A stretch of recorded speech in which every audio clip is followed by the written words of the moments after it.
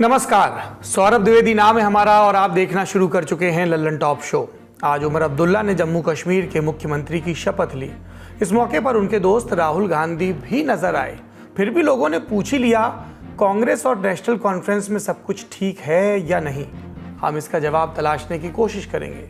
CM Umar के बड़े ऐलान और सरकार के एजेंडे की भी खबर लेंगे और इसके बाद हमारी गाड़ी श्रीनगर से पंचकूला का रुख करेगी, जहां गृह मंत्री अमित शाह की मौजूदगी में भाजपा के नए विधायकों की बैठक हुई और चुना गया मुख्यमंत्री का नाम नायब सिंह सैनी।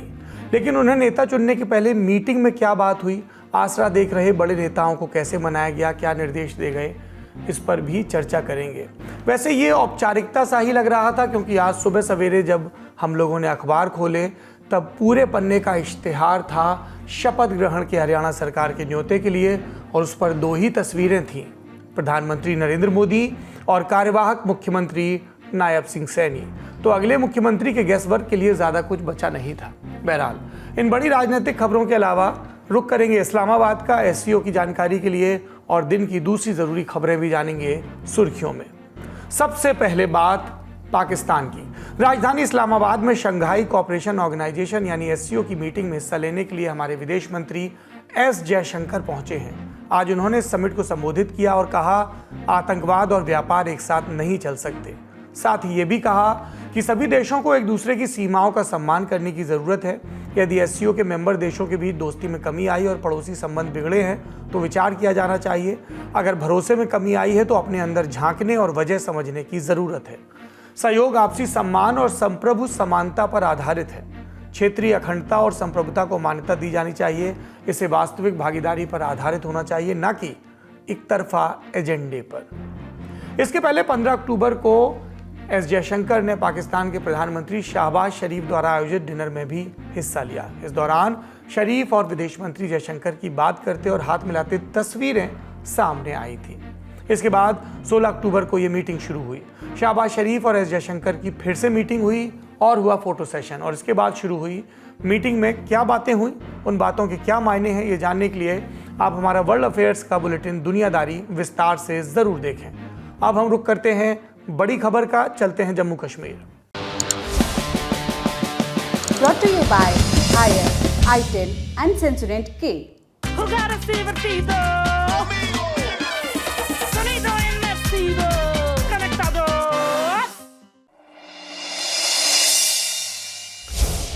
आज 16 अक्टूबर के दिन नेशनल कॉन्फ्रेंस के उपाध्यक्ष उमर अब्दुल्ला ने केंद्र शासित प्रदेश जम्मू कश्मीर के मुख्यमंत्री पद की शपथ ली।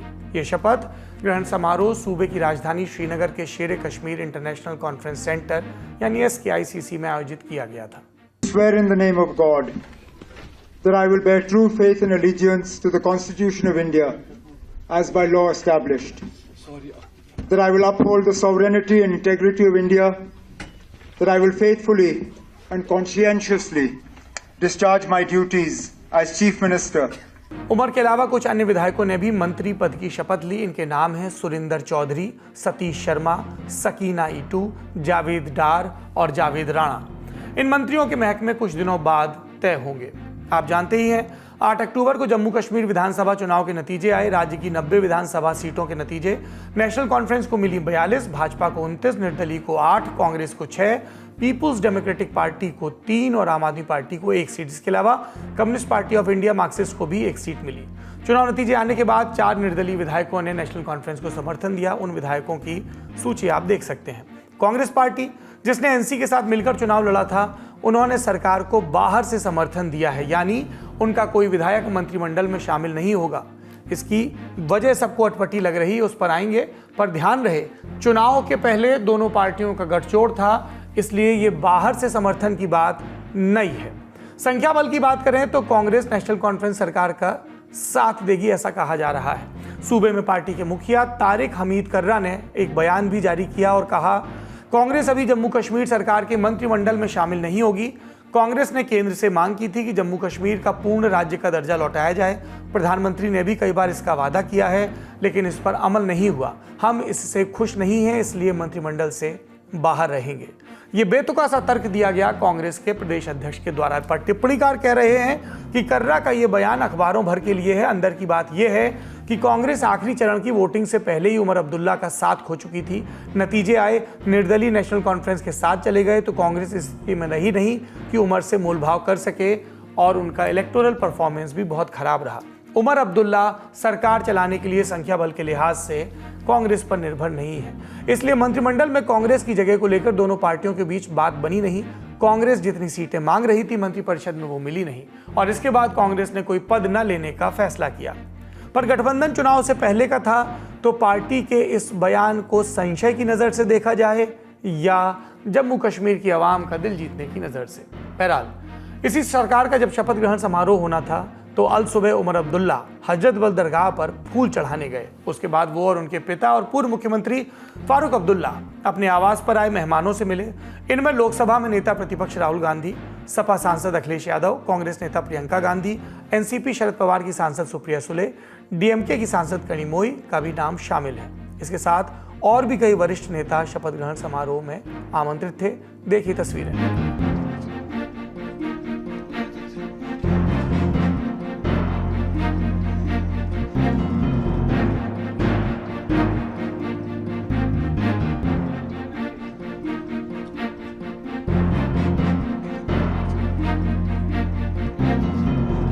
मुख्यमंत्री बनने के बाद उमर अब्दुल्ला ने एक ट्वीट किया जिसकी बहुत चर्चा है। उन्होंने लिखा, मैंने जम्मू कश्मीर पुलिस के डीजी से बात की है कि मेरे मूवमेंट के दौरान कोई भी ग्रीन कॉरिडोर ना बनाया जाए, ना ही आम ट्रैफिक का मूवमेंट रोका जाए। निर्देश दिया कि सायरन का कम से कम इस्तेमाल हो और जनता को कम से कम दिक्कत, छड़ी हाँकने जैसे तमाम उग्र व्यवहारों को अवॉइड करें। मैंने ऐसा ही अपने कैबिनेट के साथियों से भी कहा है। हम यहाँ लोगों की सेवा के लिए हैं, ना कि उनकी परेशानी का सबब बनने के लिए। शपथ ग्रहण की गहमागहमी के बीच सीएम उमर अब्दुल्ला मीडिया से भी मुखातिब हुए और ये बयान दिया, बहुत कुछ करना है, लोगों को एक हौसला देना है कि उनकी हुकूमत है, कि उनकी आवाज़ सुनी जाएगी। 5-6 साल हो गए लोगों को, उनको कोई सुनने के लिए तैयार नहीं था, तो हमारा फ़र्ज़ बनेगा कि हम उनकी बात सुने और सुनी हुई बात पे अमल करें। मुतालबे बहुत हैं, जैसे मैंने कहा, अब एक एक को मैं यहाँ गिनूंगा तो गलत होगा, लेकिन कोशिश ज़रूर की जाएगी कि हम लोगों की उम्मीदों के बराबर उतर आएं। बधाइयों और बयानों का दौर चल रहा है तो सबसे पहले जानते हैं कि प्रधानमंत्री नरेंद्र मोदी ने क्या कहा। उन्होंने एक्स पर लिखा, लोगों की सेवा करने के उनके प्रयासों के लिए उन्हें शुभकामनाएं। केंद्र जम्मू कश्मीर की प्रगति के लिए उनकी और उनकी टीम के साथ मिलकर काम करेगा।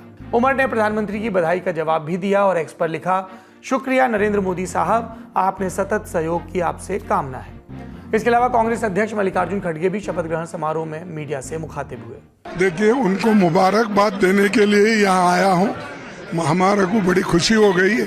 हमारी अलायंस पार्टनर के नेता ने आज चीफ मिनिस्टर बना। बहुत दिन के बाद डेमोक्रेसी यहाँ एस्टैब्लिश हुई है और इस डेमोक्रेसी को जिंदा रखने के लिए और संविधान के तहत सरकार चलाने के लिए ये एक मौका मिला है। हम जरूर इसको स्टेटहुड दिला के रहेंगे। नेशनल कॉन्फ्रेंस के प्रमुख फारूक अब्दुल्ला ने भी शपथ ग्रहण के मौके पर अपनी प्रतिक्रिया दी। अल्लाह करे कि सरकार चले, दिल्ली मदद करे और यहाँ के लोगों की मुश्किलात दूर करे। पीडीपी मुखिया और पूर्व मुख्यमंत्री महबूबा मुफ्ती ने भी मीडिया से बात की। लोगों ने एक स्टेबल सरकार चुनी है और बहुत मुश्किल दौर है जम्मू कश्मीर के लिए, खासकर 2019 के बाद जम्मू कश्मीर के लोगों को बड़े जख्म लगे हैं और हम उम्मीद करते हैं जो सरकार बनी है वो सबसे पहले इन जख्मों का मरहम करेगी।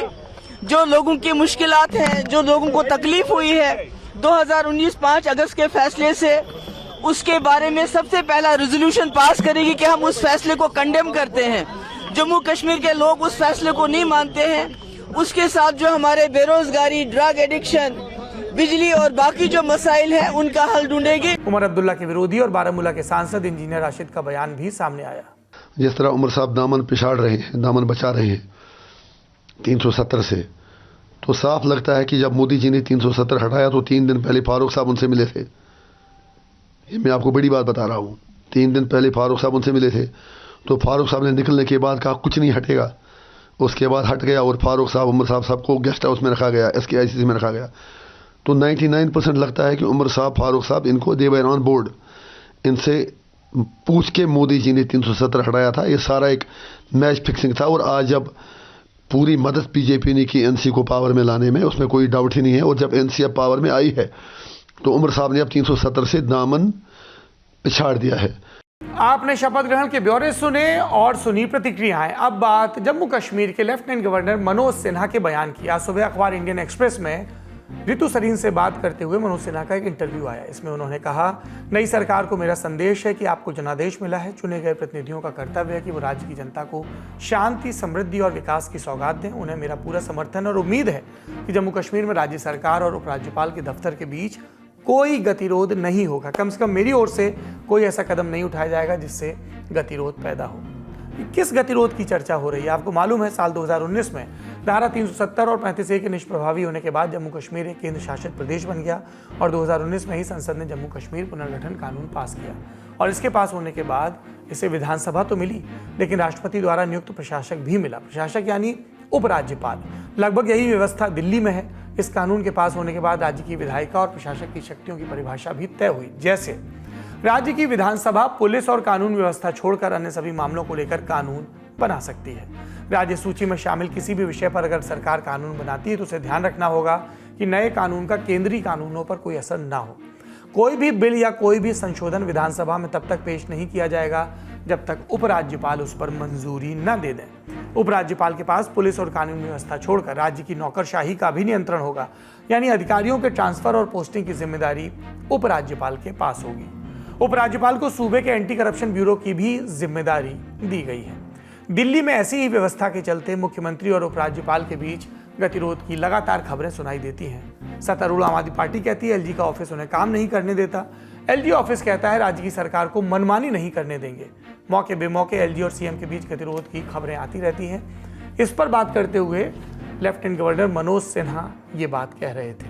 हम आगे बढ़ें, इसके पहले उमर अब्दुल्ला का ब्रीफ प्रोफाइल भी जान लेते हैं। दादा शेख अब्दुल्ला और पिता फारूक अब्दुल्ला दोनों ही जम्मू कश्मीर के मुख्यमंत्री रहे हैं। साल 1970 में यूनाइटेड किंगडम में अपने ननिहाल में उमर का जन्म हुआ। शुरुआती पढ़ाई कश्मीर में, इकोनॉमिक्स की पढ़ाई मुंबई से, आईटीसी समूह और ओबरॉय समूह में नौकरी की। साल 1998 में 28 साल के उमर अब्दुल्ला ने श्रीनगर से लोकसभा का चुनाव जीता और राजनीति में दाखिल हुए। फिर 1999 में इस सीट से दोबारा चुने गए और तत्कालीन अटल बिहारी वाजपेयी की सरकार में मंत्री बने। साल 2002 में नेशनल कॉन्फ्रेंस के अध्यक्ष बने, लेकिन गांदरबल की सीट से विधानसभा का चुनाव हार गए। फिर 2009 में नेशनल कॉन्फ्रेंस ने विधानसभा चुनाव जीता और उमर अब्दुल्ला पहली बार मुख्यमंत्री की कुर्सी पर बैठे। साल 2014 में विधानसभा चुनाव में नेशनल कॉन्फ्रेंस हार गई। पीडीपी और बीजेपी ने मिलकर सरकार बनाई, यानी उमर की कुर्सी चली गई। साल 2019 में राज्य में 370 और 35A को निष्प्रभावी किया गया। उमर अब्दुल्ला को हिरासत में लिया गया। मार्च 2020 में सुप्रीम कोर्ट के आदेश के बाद उन्हें रिहा किया गया। साल 2024 में वो लोकसभा चुनाव लड़े बारामूला सीट पर और निर्दलीय प्रत्याशी इंजीनियर रशीद ने उन्हें हरा दिया। और 2024 के ही उत्तरार्ध में वो एक बार फिर से विधानसभा चुनाव जीतकर सूबे के दूसरी बार मुख्यमंत्री बने। मुख्यमंत्री तो बन गए हैं। शुरुआती दिनों का एजेंडा क्या होगा, चुनौतियां क्या होंगी, ये समझने के लिए हमने ग्राउंड पर मौजूद पत्रकारों से बात की। जी, उमर अब्दुल्ला के लिए तो मुद्दे बहुत सारे हैं, बहुत सारे मसले हैं, क्योंकि एक एबनॉर्मल चीज हुई है जम्मू कश्मीर में जो देश के बाकी हिस्सों में हमने नहीं देखा है। वो ये है कि 10 साल के बाद जो है आज स्वेरिंग इन सेरेमनी है। एक किस्म से आप कहेंगे लोकतंत्र की वापसी है जम्मू कश्मीर में, क्योंकि 2018 में पिछली इलेक्टेड सरकार थी बीजेपी पीडीपी की, वो गिरी और उसके बाद जो है जो राष्ट्रपति शासन यहाँ चल रहा था। लेकिन अब वापसी हुई है। हालांकि अगर आप इस पे पावर शेयरिंग की भी बात करें तो इसको आप आधी इंजन की सरकार कह सकते हैं, क्योंकि आधा पावर तो लेफ्टिनेंट गवर्नर के पास है। ज्यादा इंपॉर्टेंट जिसको आप कहेंगे होम गृह मंत्रालय, जिसमें पुलिस आती है, वो सब चीजें लेफ्टिनेंट गवर्नर के पास है। फाइनेंस में भी जो भी फाइल जाएगी उसको जरूरी लेफ्टिनेंट गवर्नर के सेक्रेटरी के थ्रू जाना है। तो उमर अब्दुल्ला को कई चीजों पे काफी अच्छा रिलेशन रखना पड़ेगा लेफ्टिनेंट गवर्नर और केंद्र सरकार के पास। लेकिन अगर आप अभी चैलेंजेस की बात करें तो सबसे पहले पॉलिटिकल अगर कोई चैलेंज है वो है स्टेटहुड की वापसी। हालांकि 370 पे एनसी ने अपना पूरा मैनिफेस्टो खड़ा किया था, कैंपेनिंग की थी कि 370 जो है वापस लाएंगे। लेकिन अब उमर अब्दुल्ला अगर आप देखेंगे उनके 2-4 बयान जो है क्लाइम डाउन हुआ है, क्योंकि वो समझते हैं कि वो अभी पॉसिबल नहीं है। अभी उनको वो करना चाहिए जो लोगों के हित में होगा। डेवलपमेंटल इश्यूज हैं, हाँ, स्टेटहुड एक ऐसी चीज है जो कि खुद जो बीजेपी सरकार है वादा कर चुकी है कि वो वापस देंगे। तो उसके लिए उमर अब्दुल्ला जो है पहले से ही कमर कस दिया उन्होंने, वो उसको लेके काफी जो है ऐसा लगता है कि आने वाले दिनों में जो सेंटर से मांग करेंगे और उस पे जो है मोर्चा खड़ा करेंगे। और उसके अलावा अगर आप गवर्नेंस इश्यूज की बात करें तो बहुत सारे हैं, क्योंकि लोग जो हैं चाहते थे कि अपने रिप्रेजेंटेटिव उनके आए, उनके मसले हैं, सड़क, बिजली, पानी, बेरोजगारी एक बहुत बड़ा मसला है। तो एक उम्मीद है नेशनल कॉन्फ्रेंस से कि क्योंकि लोकल पार्टी है, लोगों के मसले ज्यादा बेहतर जानती है, लोकल रिप्रेजेंटेटिव आएंगे तो वो जो है इमीडिएटली उमर अब्दुल्ला उस पर काम करेंगे। मैनिफेस्टो की बात करें तो अभी से लोग नेशनल कॉन्फ्रेंस को बोल रहे हैं कि भाई आप तो 200 यूनिट आपको फ्री देने हैं, 12 गैस सिलेंडर एक साल में आपको देने पड़ेंगे, आपका वादा है। तो ये जो 2-3 चीजें जो हैं, मुझे लगता है कि आने वाले समय में उमर अब्दुल्ला इस पे काम करेंगे और जो मोटी मोटी 2-3 चीजें उनकी मैनिफेस्टो की है उसको पूरा करने की कोशिश करेंगे। फिर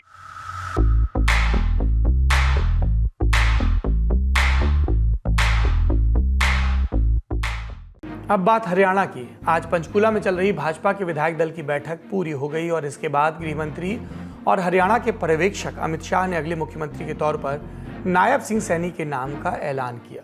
इस तरह से हमने साढ़े 9 साल भ्रष्टाचार विहीन, लोकाभिमुख और गरीब कल्याण करने वाली सरकार को आगे बढ़ाया।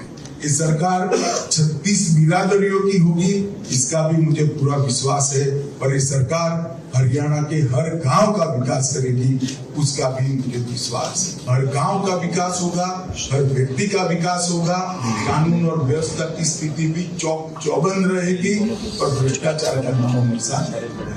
मैं फिर से एक बार हमारे सर्वोच्च नेता मोदी जी को भी बहुत बहुत बधाई देता हूं, क्योंकि उनके नेतृत्व में भी हम चुनाव लड़े थे और एक ऐतिहासिक विजय प्राप्त करे।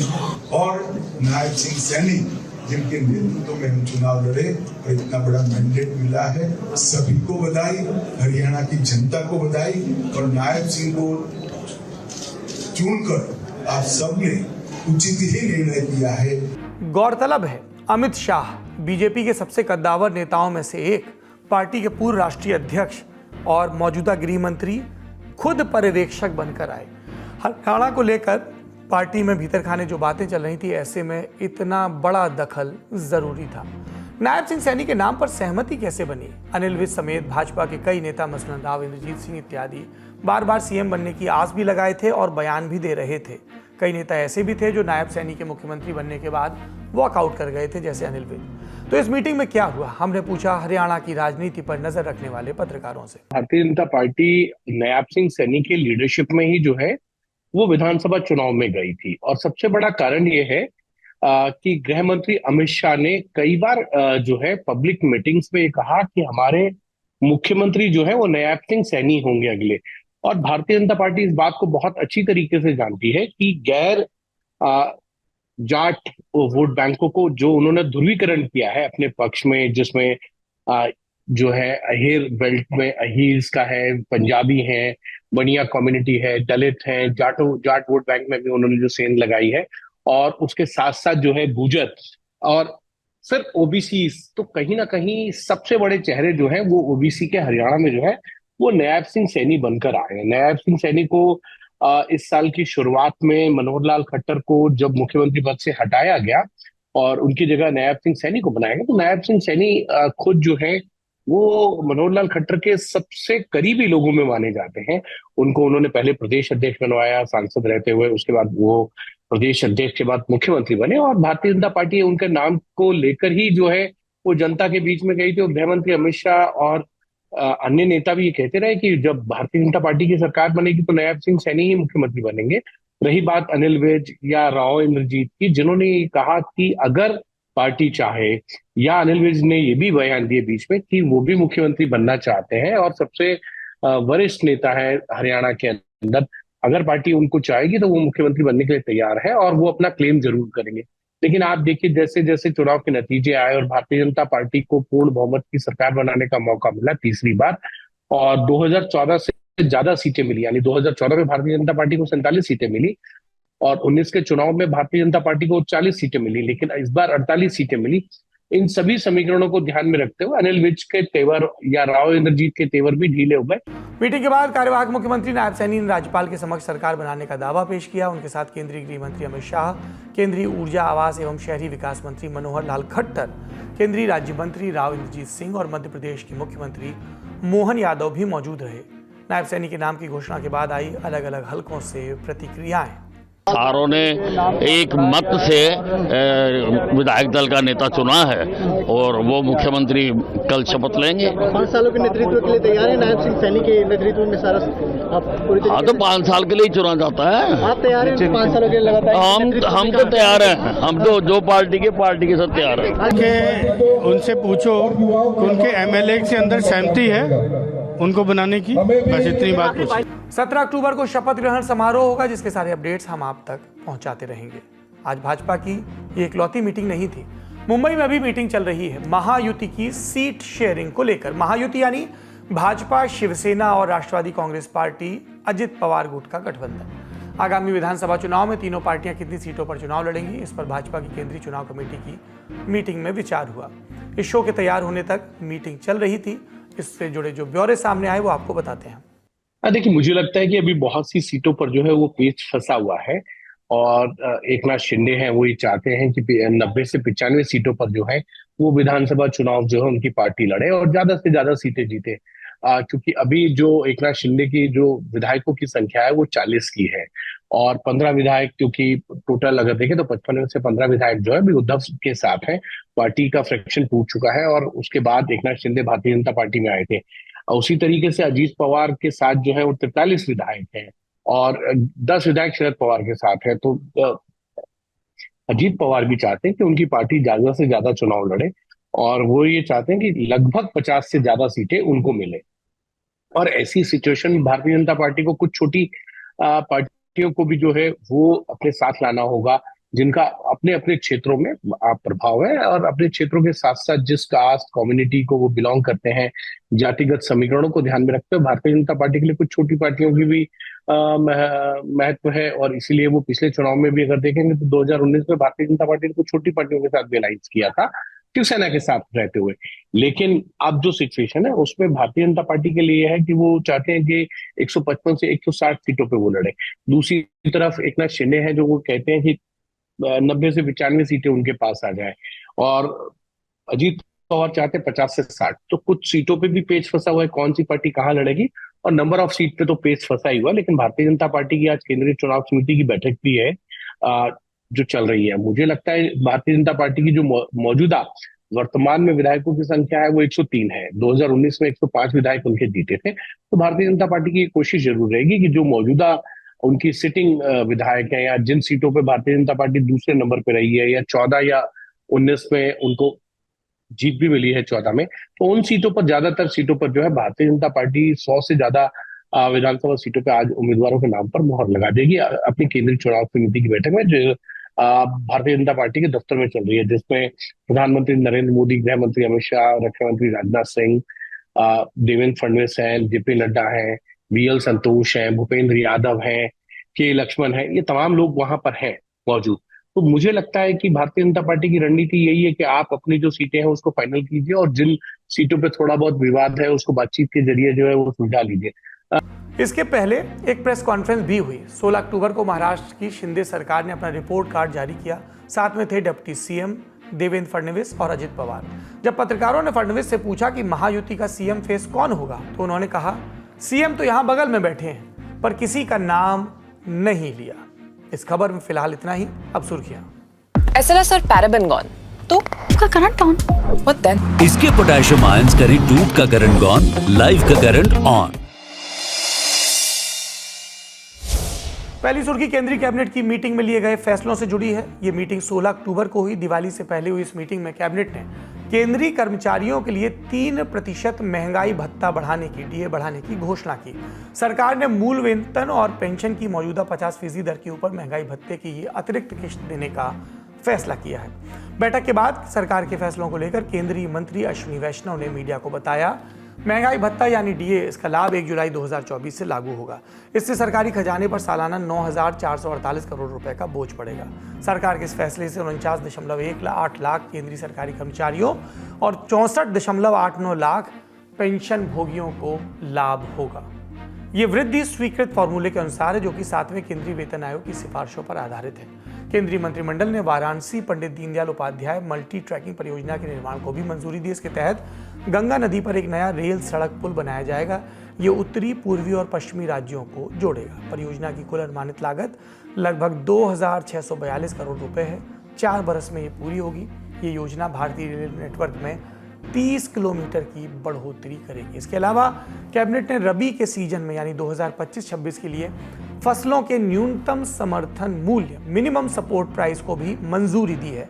6 रबी की फसलों के लिए एमएसपी में ये वृद्धि हुई है। गेहूं 150 रुपए प्रति क्विंटल की वृद्धि, जौ 130 रुपए प्रति क्विंटल, चना 210 रुपए प्रति क्विंटल, मसूर 275 रुपए प्रति क्विंटल और सरसों 300 रुपए प्रति क्विंटल।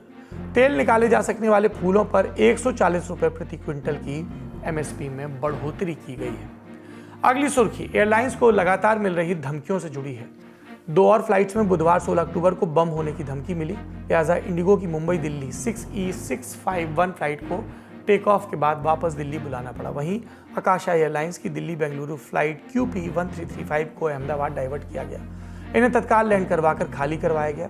सुरक्षा जांच हुई और आखिर में इन धमकियों को कोरा पाया गया। इसके पहले 15 अक्टूबर को भी देश की 7 फ्लाइट्स में बम की झूठी धमकी दी गई थी, जिसमें एयर इंडिया एक्सप्रेस की जयपुर से बेंगलुरु जा रही फ्लाइट IX765, स्पाइस जेट की दरभंगा से मुंबई जा रही फ्लाइट SG116, आकाशा एयर की सिलीगुड़ी से बेंगलुरु जा रही फ्लाइट QP1373, एयर इंडिया की दिल्ली शिकागो जा रही फ्लाइट AI127 और इंडिगो की सऊदी अरब से लखनऊ आ रही फ्लाइट 6E98 और एयर इंडिया एक्सप्रेस की मदुरई सिंगापुर जा रही फ्लाइट IX684, एलायंस एयर की अमृतसर से दिल्ली वाया देहरादून जाने वाली फ्लाइट 91650 शामिल है। इनके अलावा 13 अक्टूबर को भी कुछ एयरलाइंस को इस तरह की धमकी दी गई थी। द हिंदू की खबर के मुताबिक केंद्रीय गृह मंत्रालय ने नागरिक उड्डयन मंत्रालय से इन बॉम्ब थ्रेट्स को लेकर रिपोर्ट तलब की है। खबरों के मुताबिक झूठी कॉल करने वालों के खिलाफ जल्द और कड़ी कार्रवाई की जाएगी। इंडिया टुडे की खबर के मुताबिक ऐसे कॉलर्स को नो फ्लाई लिस्ट में डाला जा सकता है। साथ ही फ्लाइट में सिक्योरिटी के मद्देनजर ट्रैवल करने वाले एयर मार्शल्स की भी संख्या में इजाफा किया जा सकता है। आज का ललन टॉप शो यहीं समाप्त होता है। अपना और अपनों का ख्याल रखिए। शुभ रात्रि।